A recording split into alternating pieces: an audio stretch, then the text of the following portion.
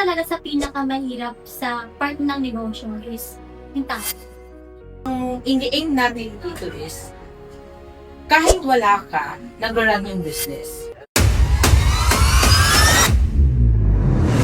Welcome to Sab Connects, where laundry business conversation happens.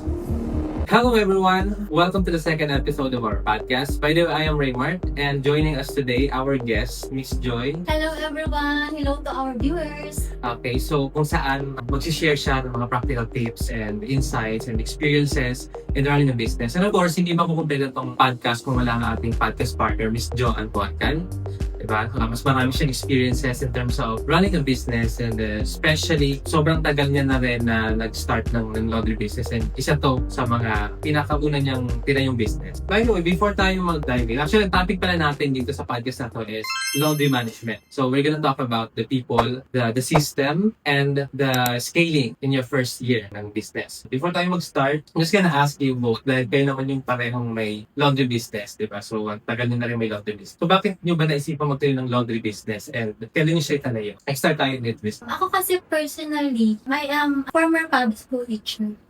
So, nag-start ako year 2023. So, during that time, resign na ako sa pagiging teacher. So, actually kasi ang passion ko talaga is teaching. So, naisip ko kasi dun sa lugar namin, medyo may problema sa tubig. Actually, meron kaming water station. Pero yung water station kasi namin, hindi siya talaga kumikita. Kumita lang siya ng ilang months. And then after no, medyo malaki kasi yung operating expenses. That's your business before ka mag-laundry? Yes, so before laundry. Sana sa teaching pa ako ng time na yun. Pero medyo napagod na rin ako sa pagtuturo. Kasi parang sabi ko dapat at the age of 40, dapat mayaman na ako. Pero parang hindi naman. Ayan. So at the age of 40, so kailangan medyo stable na, secure na rin yung family. Since diba, sa mga mother, alam naman natin na yung security naman lagi ng family natin yung first priority natin. Nag-start ako ng laundry business kasi nga, we are solving a problem in our community. Kasi yun naman talaga, di ba, kapag nag-business tayo, it's not about passion. So, dun ko nakita na, okay, so maganda pa lang talaga ang laundry business. Kasi, bukod sa sinasolve ko yung problem ng community namin, at the same time, kumikita rin yung family. Ang nagustuhan ko pa is, nagkakaroon ako ng time para sa mga kids ko. Since na maliliit pa sila. So, parang nagugustuhan ko na talaga siya. Kasi ngayon nga, may time ako para sa family ko, and at the same time, kumikita din kami. And nakapag-solve din kami ng problem dun sa community namin. Yeah, yun yung pinaka-major na maganda dun sa sinabi mo na nakuha ko is yung yun nga, solving a problem. Parang yun yung lagi ko naririnig din sa'yo pag nag-speech ka. Don't just focus on sa makukuha mo na pera. So, dun talaga, pag masasolve mo na problem, ano may tutulong mo dun sa community, mag-grow yung business, pag ganun yung mindset. Sa'yo naman, kailan ka nag-start ng business, and bakit ka na yung laundry business? Alam mo, the funny thing, kasi parang, this is the first time na nagtanong sa akin na naalala ko lang kung bakit ako nagtayo ng business. It's a laundry shop, pero bakit ko siya naitayo? Kasi in-offer lang talaga siya sa akin ng sister ko, ng ate ko, na bigin ko yung laundry shop, kumaga i-take over. Yeah. So, doon nag-start. Since ang may pera ako na pambili noon, and may experiences ako sa laundry chemicals, kasi trabaho ko sa manufacturing company na nag-focus sa mga laundry chemicals. So parang feeling ko, kaya ko yan. Na parang bang dumili lang ako ng suka sa tindahan at kaya ko na siya. Yeah. Parang something like that. Pero that time, alam kong mayroon akong mindset na maayos para sa business. Pero yun lang yung reason. Binili ko sa kapatid ko yung laundry, and then doon nag-start lahat. Kailan mo siya sinimula? I think 2014 siya nag-start, pero parang totally na lipat siya sa pangalan ko. Kasi nilipat ko siya sa pangalan ko eh. So parang 2015. Maybe it's eight. So akala ko noon, ang mindset ko noon, pag meron ka ng business, bago yung buhay mo, Oo, yeah. matapos ka ng pera. Just, Even me right now, opposite na wala pa. akong business, parang inisip ko ganun siya. Kaganto yung buhay mo agad. Diba? Kasi kahit yung mga nakakita sa atin, sa social media, ang feeling nila, pag may business ka, ang dami mong pera. Yeah. Parang pinupulot mo lang yung pera Yes. sa akin. Yun talaga yung yung misconception. Pero by that time, employed ka pa. Hindi ka pa talaga. Yeah, employed ako. And masasabi ko na as an employee, ang focus ko talaga yung work ko. Kasi parang every Sunday lang ako napunta doon sa business na yun. Nagkaroon lang ako ng realization, nagka-check ako ng BIR. Another story kung bakit naging ganito ngayon, it's because of the tax map. So, ma-add ko lang din, maganda kasi yung ginawa mo doon. Is it okay ba na, yun nga, yung katulad ng ginawa mo, na wag mo na mag-resign agad kung gusto mo mag-business. Pagsabayin mo siya before ka mag-focus lang sa business. Or talagang, mas okay ba na mag-resign ka na and tutukan mo agad yung business. Lalo kung first time mo pala mag-business. Actually, mayroon akong ginawang vlog the other day na kung sa tingin mo, meron ka ngayong trabaho na stable siya at hindi ka pa talaga, kaya mo namang pagsabayin at hindi ka pa handa talaga na mag-resign, you go for it na pagsabayin mo siya. Kung kaya ha, kasi ako yun yung ginawa ko eh. Kasi marami kang matututunan talaga doon. Kasi mahirap kasi mag-jump ka agad na mag-resign ka tapos mag-business ka.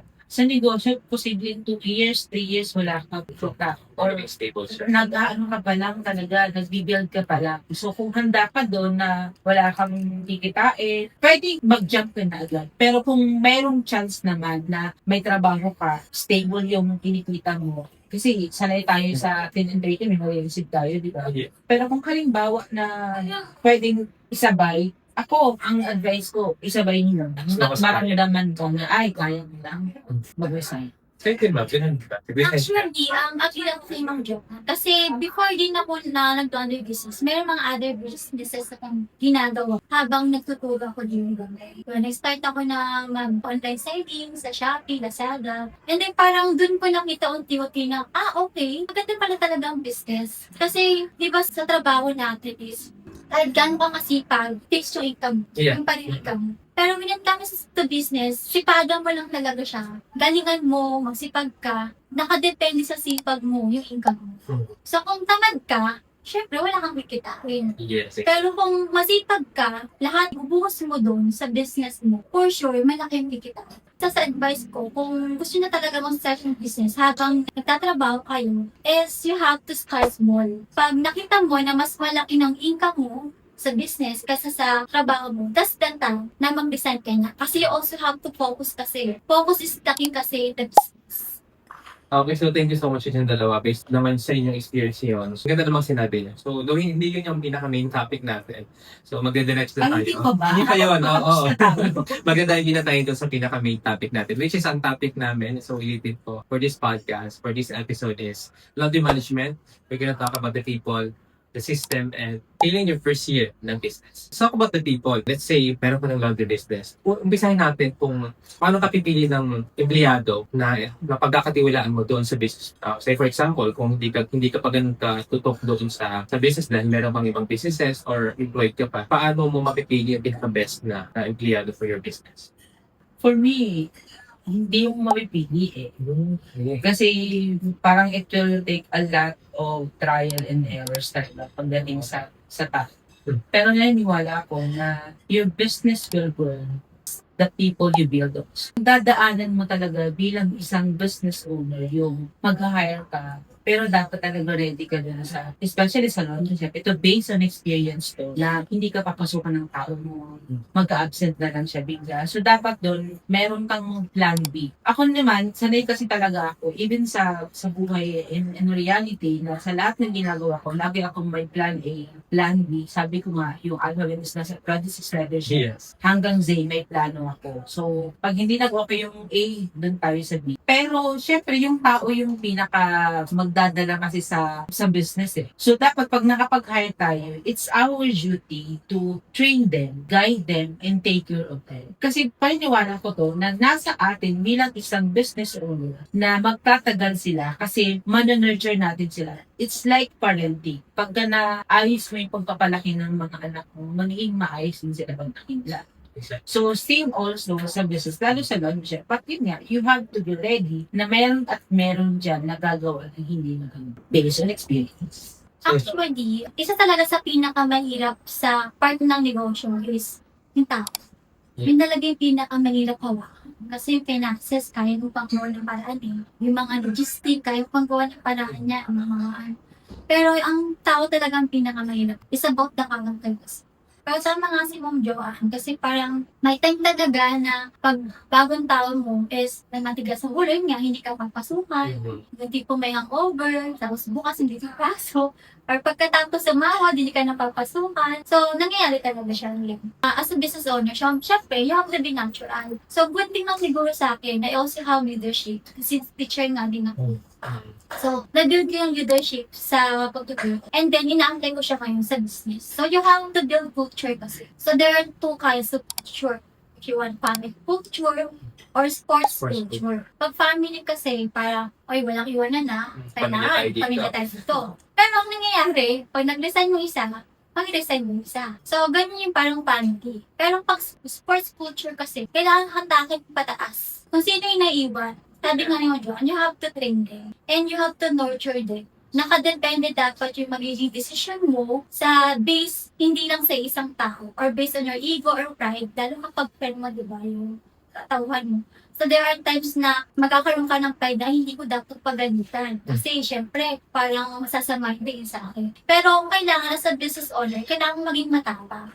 Na you have to decide not just in a one person only. Kailangan mag-decide mismo sa kabuuan ng business mo. Well, actually, I wanted to ask kung paano yung handle yung mga empleyado na nagpapasaway, and I think na nasagot naman na, di ba? Yeah. Pero Siguro meron to naman. add lang doon sa mga business owner, as current business owners, ang siguro ang hindi na dapat nila gawin is yung huwag kayong mag-hire ng kamag-anak dahil lang gusto nyo tulungan o kaibigan na gusto nyo tulungan. Mag-hire kayo na it's okay yung ako okay lang sa akin mag-hire ng kamag-anak. Pero dapat fit talaga siya dun sa available. Yes. And also, kung nagkamali, dapat meron tayong standard. I think this is for your second question, pero standard kasi na pag nagkamali ka, you have to set boundaries. Sa una lang naman, hindi ka sa mga bagong business owner, sa una magbibigay ka eh. Pero parang at this point, ako pag nagkamali, halimbawa, pag tungkol yun sa pera, non-negotiable, kipiso yan ang kinuha mo, magpa-fire agad. Meron tayong mga dapat sinset na boundaries na pag yun, nagawa, na-reach yung boundaries na yun, sa akin, umabot, non-negotiable.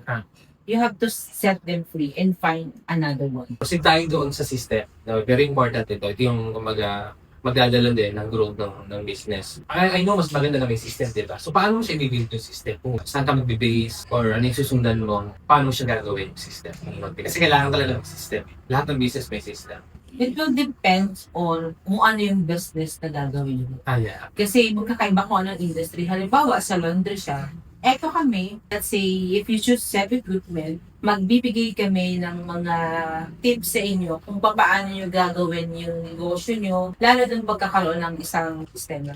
Bakit ba natin gusto nang mag-sistema about business? Or especially, since we're talking about laundry shop. Kasi, ang ini-aim natin dito is, kahit wala ka, nag-run yung business. Ayaw natin yung negosyo na pag wala ka, hindi sabog na rin or hindi na siya makagalaw, even yung mga tao. Ganun ka-importante na dapat may system tayo. Kailangan lahat ng process may standard. Halimbawa, yung pag-receive ng clients, kaya pag-deliver, pag-pick up, especially kung halimbawa, mayroong mga problem na na-encounter tayo, halimbawa, concerns about, let's say, kung nag-offer tayo ng dry cleaning, mag-stain, dapat lahat yun, may process yun, para yung mga tao natin, alam nila kung saan sila pupunta. Say for example na lang, sa laundry shop ni Seb Equipment. Sa laundry shop, let's say, pagka merong concern, may point person. Especially the other, remember, nagkaroon tayo ng focal person na, mag-separate phone ikaw, tapos ito yung gagawin mo. And then, hanggang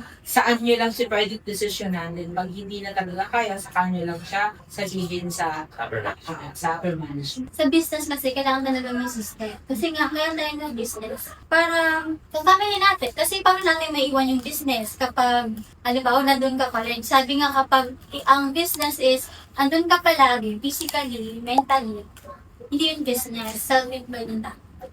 So, importante yung system sa kaya ng business. So, sa laundry business, so, umpisa syempre, lalo kung bago pa lang, hindi naman talaga siya magaling. Pero, kailangan nga, you have to set standards. You have the SOPs. Actually, importante siya. Ang pinakang mahirap talaga is how to handle your stock. Yes. Kasi di ba yung minsan, yung mga ganito na customer. So, you have to set system on that. And hindi naman talaga siya agad-agad. Kumbaga, on process kasi siya. So, titingnan mo yung ano ba yung mga strategy na dapat kong gawin, unti-unti. Hindi naman sinabi yung system is about automation na. Yeah. Actually, start with manual. So, start ka lang sa manual. Kung ano lang muna yung kaya mo. And then, along the way, sabi nga, kaya nga tayo, ang business is trial and error. 6 months, 1 year, dun mo siya matututunan kung paano mo aayusin yung system. Napakaganda nun na yung system niya is talagang malaking tulong siya pag business. And also, kung mga gusto magtayo ng business dyan, maganda to na podcast na mapanood nyo na karoon kayo ng idea kung paano siya gagawin. Lalo yung nabanggit namin sa umpisa, which is yung people, and now is the system. Meron kayong susundan. And then, tututunan nyo yan, may explore nyo yan pag nandun na kayo mismo sa actual world ng business, diba? Ayan. So, next natin is about, syempre, scaling the business. It's more on about advertising and marketing your business. Kung paano siya mas makikilala doon sa community. Kasi ang laundry business naman is, or maliit lang naman yung market. Hindi katulad ng asado, magbibenta tayo ng laundry business parang anywhere in the Philippines. But compare naman sa laundry business, laundry shop business. Ano lang yung, sa atin dito, sa area lang ng Mandaluyong, yung malapit na areas. So yun. So we'll talk about the scaling now. Paano natin ba mapapabilis yung pag-scale or pag-expand, paglaki ng business sa first year ng business? Kasi very crucial yung first year. Doon talaga yung pinakamahirap Kasi doon yung maraming problems na encounter na fresh pa sa'yo, bago, diba? So, paano mo siya ginawa? Like, sa lalo sa'yo, like more than nag-decade na, diba? More than 10 years na yung business mo. And sa'yo naman, like 3 years na? 3 years. So, paano yung siya ginawa sa first year? Ano lang yung journey mo? Scaling is not about having more branches. Kasi diba, pag nag-expand, kailangan marami kang branch. Yeah. So, para mas mag-scale ka, kailangan muna i-prioritize yung operation, pagsaduhin mo, paano mo to mapapalaki in terms of dapat merong solid foundation yung kliyente, merong ayaw natin ng pamilyo na client na customer. Yeah. Gusto natin meron regular lang. Magagawa lang natin yun kung yung first branch natin is talagang mamamaster natin yung operation. Yung first year niyan, grabe talaga yung magiging trial and error mo. Pero paano natin siya mapapalaki? Let's say, especially now, part ng pag-scale natin is dapat ma-market natin siya ng maayos. For example, sa business natin dito sa semi-equipment, sa laundry natin, pang-limang Laundry shop? na laundry shop siya sa mga Sa street magkakatabi na to. sa street na to. Pero grabe yung paglaki yung naging status namin the last 4 months. Yeah. So, ibang level So, ibig sabihin, nag-focus kami dun sa kung paano ma-reach yung target market. Kasi may market And may market kasi kahit ang daming kalaban. Kumbaga, nakasabay pa rin kami. Baka nga mas naupusan namin. Diba? Oo. Kasi may ginawa kami na talagang minaster namin kung paano namin kukuha yung target market na yun. You offer pick up individually. Yes. Kung makikita nyo yung shop namin, maaliwala siya. Sabi nga ng mga customer namin na nagsilipat dito, sobrang aliwala siya daw kasi siguro isa yun sa mga talagang nakaka-cash ng attention.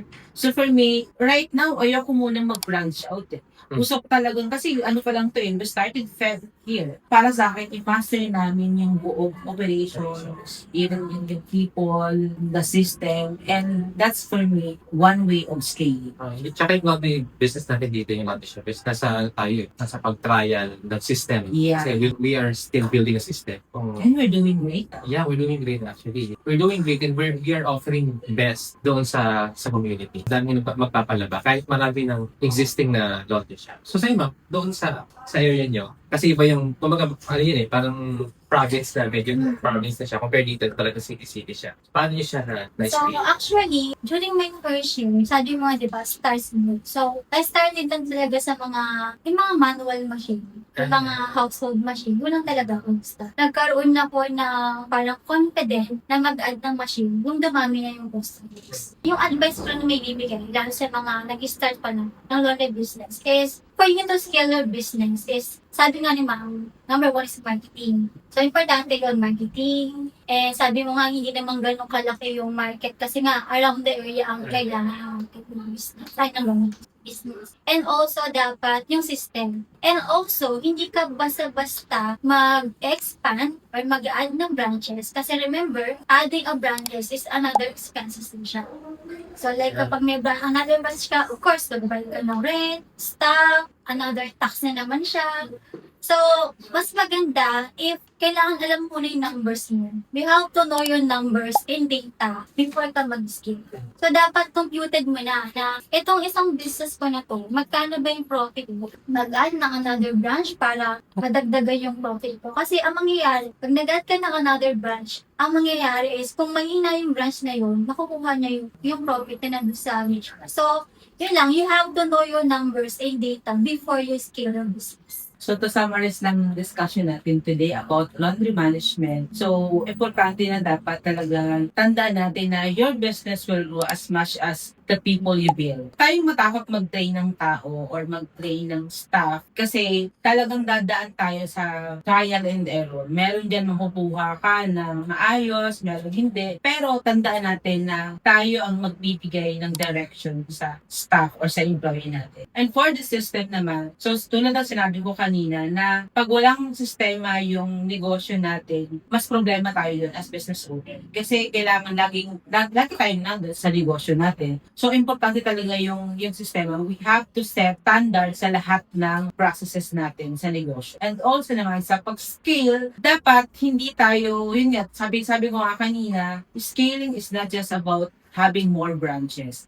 Alamin muna natin, kabisaduhin natin, i-master natin yung operations natin, and sabi nga ni Ma'am, know your numbers. And before we end this episode, gusto ko lang po mag-thank you, Ma'am Joy, sa pagpa-unlock sa amin na nag-guest dito sa aming episode 2 ng podcast. So, I think pa baka may mga gusto kang i-promote po.